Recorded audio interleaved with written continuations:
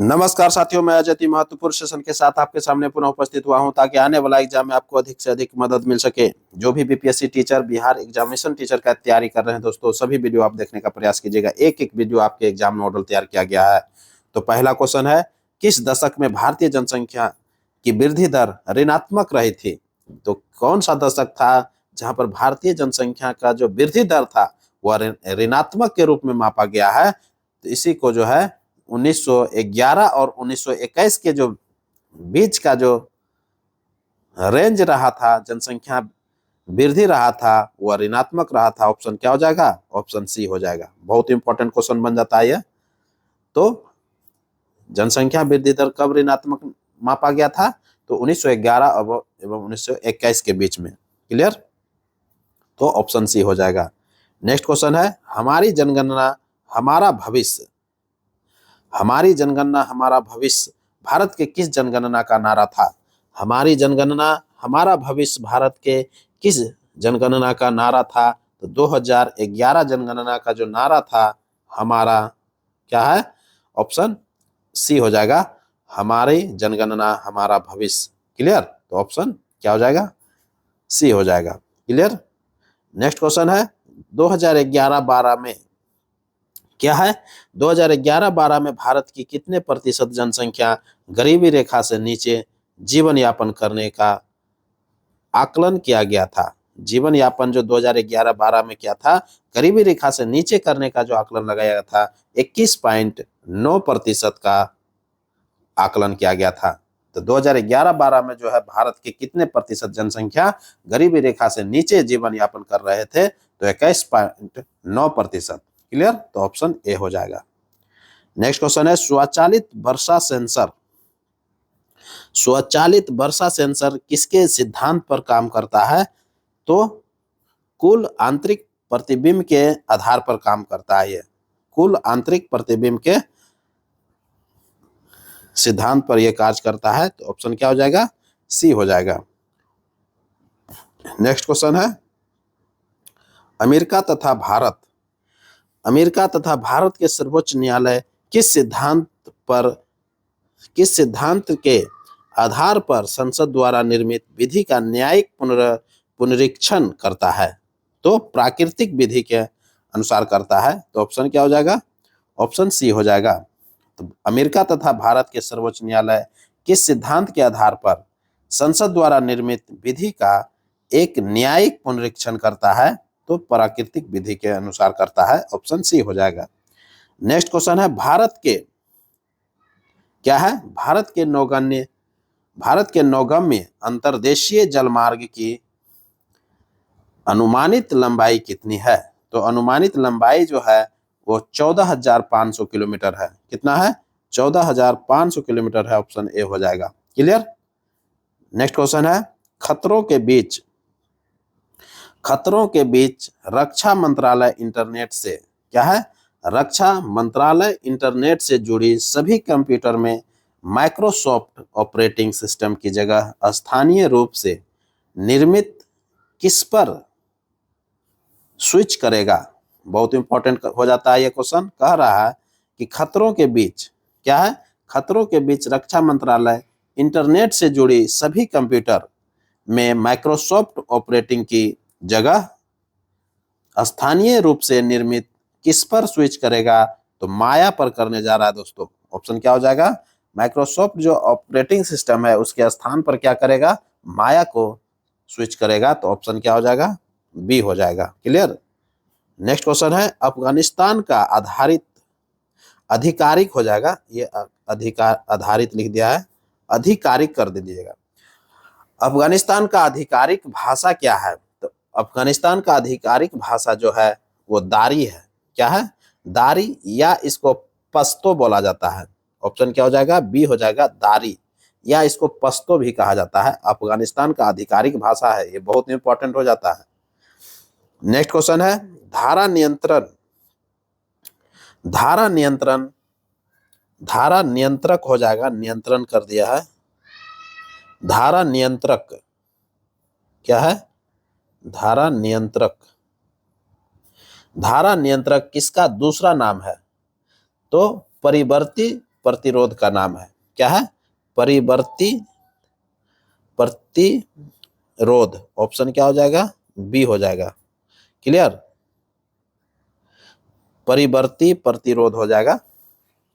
Clear हो गया होगा। नेक्स्ट क्वेश्चन है doctor Rajendra Prasad memorial. Doctor Rajendra Prasad memorial award किस क्षेत्र से संबंधित है?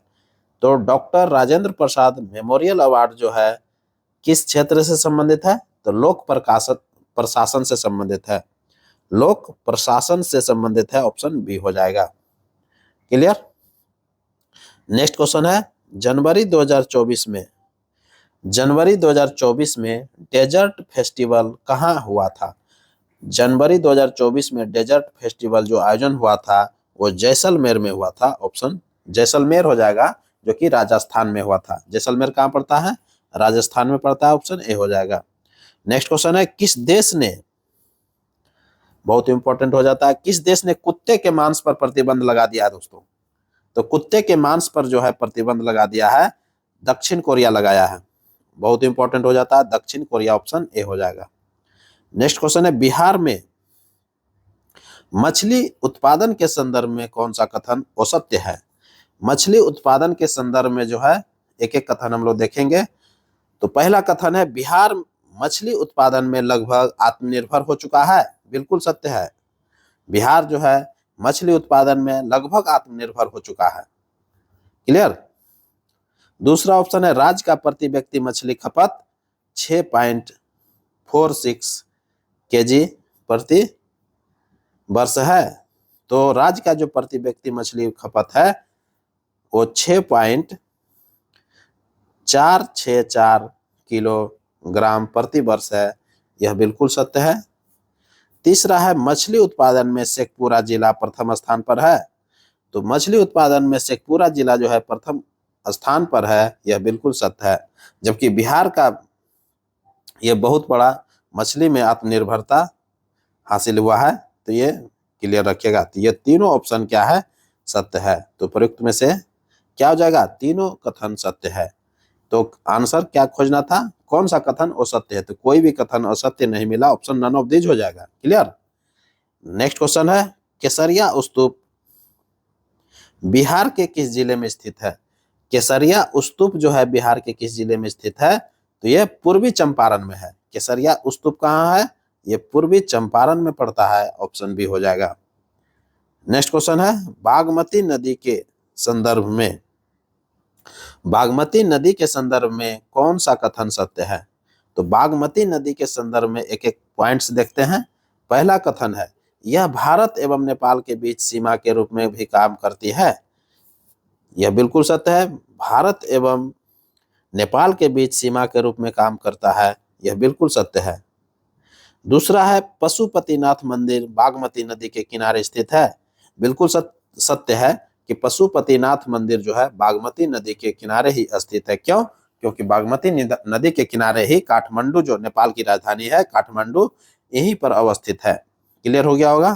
तो काठमांडू में ही क्या है? पशुपतिनाथ मंदिर विराजमान है। तो तीसरा ऑप्शन है बागमती नदी हिमालय की महाभारत श्रेणी में, क्या है? बागमती नदी हिमालय की महाभारत श्रेणियों में नेपाल से निकलती है। बिल्कुल सत्य है दोस्तों। तो बागमती नदी जो है हिमालय की महाभारत श्रेणियों से अर्थात नेपाल से निकलती है। क्लियर? तो उपयुक्त में से ये तीनों कथन सत्य है। तो ऑप्शन क्या हो जाएगा? डी हो जाएगा। नेक्स्ट क्वेश्चन है बिहार में ग्रीन हाउस देश, क्या है? बिहार में ग्रीन हाउस गैस हो जाएगा। देश लिख दिया है, गैस कर लीजिएगा। क्या है? बिहार में ग्रीन हाउस गैसों का सबसे ज्यादा उत्सर्जन किस सेक्टर से होता है? बिहार में जो ग्रीन हाउस गैस का उत्सर्जन होता है वो सबसे ज्यादा जो होता है वो एनर्जी क्षेत्र से होता है, अर्थात एनर्जी एरिया। ऑप्शन क्या हो जाएगा? सी हो जाएगा, ऊर्जा क्षेत्र। क्लियर? तो बिहार में सबसे ज्यादा जो ग्रीन हाउस गैस का उत्पादन होता है, उत्सर्जन होता है, वो कहां से होता है? एनर्जी सेक्टर से होता है। तो ऑप्शन क्या हो जाएगा? ऊर्जा हो जाएगा, ऊर्जा सेक्टर। ऑप्शन सी हो जाएगा। नेक्स्ट क्वेश्चन है वन डिस्ट्रिक्ट वन प्रोडक्ट, बहुत इंपॉर्टेंट क्वेश्चन है। One district one product project की शुरुआत सर्वप्रथम किस राज्य ने किया था? तो उत्तर प्रदेश ने किया था दोस्तों। सबसे पहले जो है वन डिस्ट्रिक्ट वन प्रोडक्ट का शुरुआत जो है उत्तर प्रदेश ने 24 जनवरी 2018 को किया था। कब किया था? 24 जनवरी 2018 को किया था। क्लियर। नेक्स्ट क्वेश्चन है बिहार के राजकीय पर्व क्या है? बिहार के राजकीय पर्व छठ पूजा में किस देवता की पूजा होती है? अभी हाल ही में जो पर्व मनाए जाने वाले हैं छठ पूजा, तो छठ पूजा में जो पर्व में जो पूजा होता है वो सूर्य देवता का होता है। क्या होता है? सूर्य देवता का पूजा होता है। ऑप्शन क्या हो जाएगा? बी हो जाएगा। तो बिहार के राजकीय पर्व छठ पूजा है जो कि किस देवता की पूजा होती है? तो सूर्य देवता की पूजा होती है। तो ऑप्शन क्या हो जाएगा? बी हो जाएगा। और ये बिहार का राजकीय पर्व है, ये भी ध्यान में रखिएगा। बिहार कभी कभी क्वेश्चन भी पूछता है कि बिहार का राजकीय पर्व क्या है? तो छठ पूजा है। क्लियर। और छठ पूजा में किस देवता की पूजा होती है? तो सूर्य की होती है। क्लियर हो गया होगा। नेक्स्ट क्वेश्चन है मेहर प्रथा का प्रचलन है। मेहर प्रथा का प्रचलन जो है क्या है? किससे है? तो मुस्लिम संप्रदाय से है। तो मेहर प्रथा का संबंध जो है प्रचलन जो है कहां पर है? तो मुस्लिम संप्रदाय में देखने के लिए मिलता है। क्या है? मेहर प्रथा। ऑप्शन क्या हो जाएगा? बी हो जाएगा। नेक्स्ट क्वेश्चन है मानव आंख सर्वाधिक सुग्राही है। क्या है? सर्वाधिक सुग्राही है तो किसके लिए? तो हरा प्रकाश के लिए होता है, ग्रीन लाइट के लिए होता है। ऑप्शन क्या हो जाएगा? बी हो जाएगा, हरा प्रकाश। मानव आंख सर्वाधिक सुग्राही जो होता है वो हरे प्रकाश के लिए होता है। तो ऑप्शन क्या हो जाएगा? बी हो जाएगा। नेक्स्ट क्वेश्चन है भारत का क्या है? भारत का प्रथम मजदूर संगठन कौन था? भारत का जो प्रथम मजदूर संगठन था वह कौन था? तो ऑप्शन क्या हो जाएगा? प्रथम मजदूर संगठन की बात कर रहा है।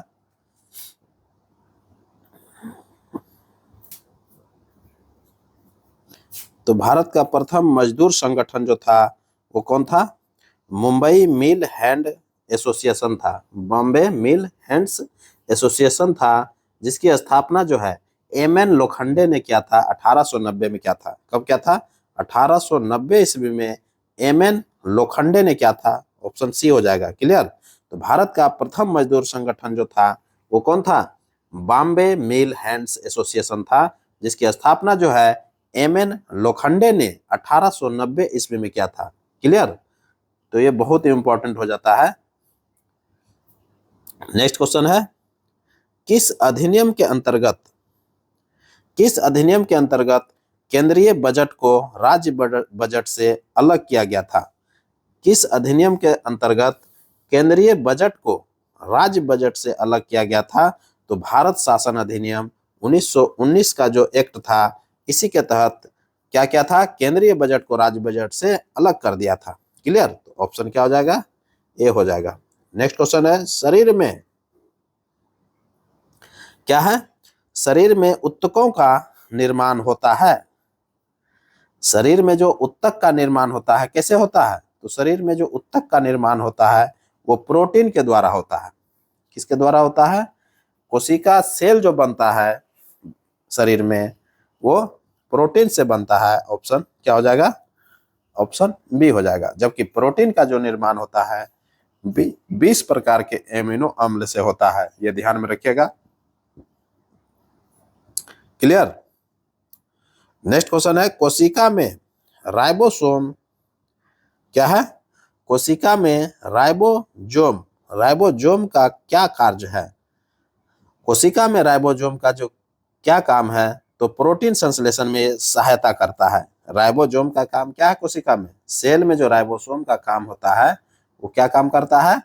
प्रोटीन संश्लेषण में सहायता करता है। तो प्रोटीन का फैक्ट्री जो होता है राइबोसोम्स को कहा जाता है। ये आप जानते होंगे। कभी कभी क्वेश्चन भी पूछता है कि प्रोटीन की फैक्ट्री किसे कहते हैं? तो राइबोसोम को कहा जाता है। और राइबोसोम जो है क्या करता है? वो कोशिका में राइबोसोम का कार्य जो है प्रोटीन संश्लेषण में सहायता करता है। क्लियर। तो प्रोटीन का फैक्ट्री किसको कहते हैं? राइबोसोम को कहा जाता है। और प्रोटीन संश्लेषण में जो है ये सहायक होता है। क्लियर।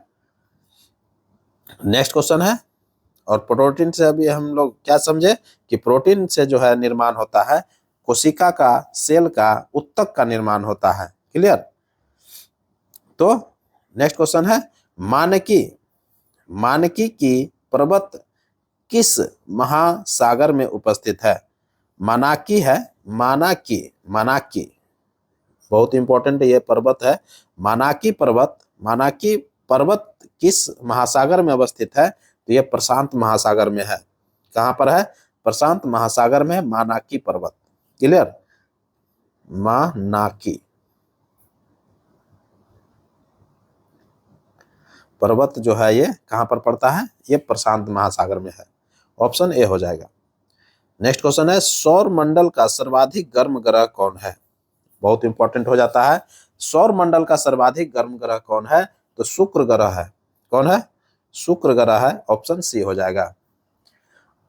सौर मंडल का सर्वाधिक गर्म ग्रह शुक्र ग्रह है, जिसकी औसत तापमान जो है 475 डिग्री सी के बराबर है। सो दोस्तों बहुत इंपॉर्टेंट, देखिए कितना गर्म ग्रह है ये।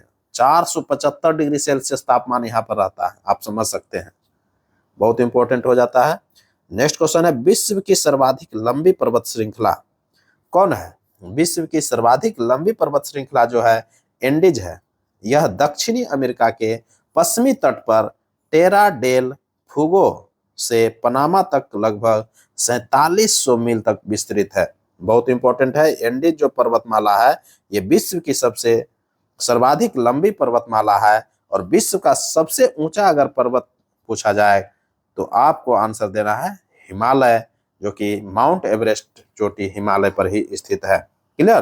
तो विश्व का सर्वाधिक लंबी पर्वत श्रृंखला जो है वो कौन है? एंडीज है। जबकि विश्व का सर्वाधिक ऊंची जो चोटी है वो माउंट एवरेस्ट जो है वो हिमालय पर्वत श्रृंखला का हिस्सा है। क्लियर। तो ये ध्यान में रखिएगा, लंबा हो जाएगा तो एंडीज हो जाएगा, ऊंचा हो जाएगा तो हिमालय हो जाएगा, ये ध्यान में रखना है। तो यह जो एंडीज पर्वतमाला है यह दक्षिणी अमेरिका में पड़ता है। कहां पड़ता है? दक्षिणी अमेरिका में पड़ता है, और दक्षिणी अमेरिका के पश्चिमी तट पर, कहां पड़ता है? पश्चिमी तट पर पड़ता है। टेरा डेल फुगो से लेकर के पनामा तक ये लगभग 4700 मील तक विस्तृत है। क्लियर हो गया होगा। नेक्स्ट क्वेश्चन है, पादप कली है। क्या है? पादप कली है। तो पादप कली क्या है? एक भ्रूणीय टहनी है। क्या है? एक भ्रूणीय टहनी है। ये पादप कली जो है एक भ्रूणीय टहनी है। क्लियर। तो ऑप्शन बी हो जाएगा। वनस्पति विज्ञान में किसी अविकसित परोह एम्ब्रायोनिक शूट को कली कहते हैं।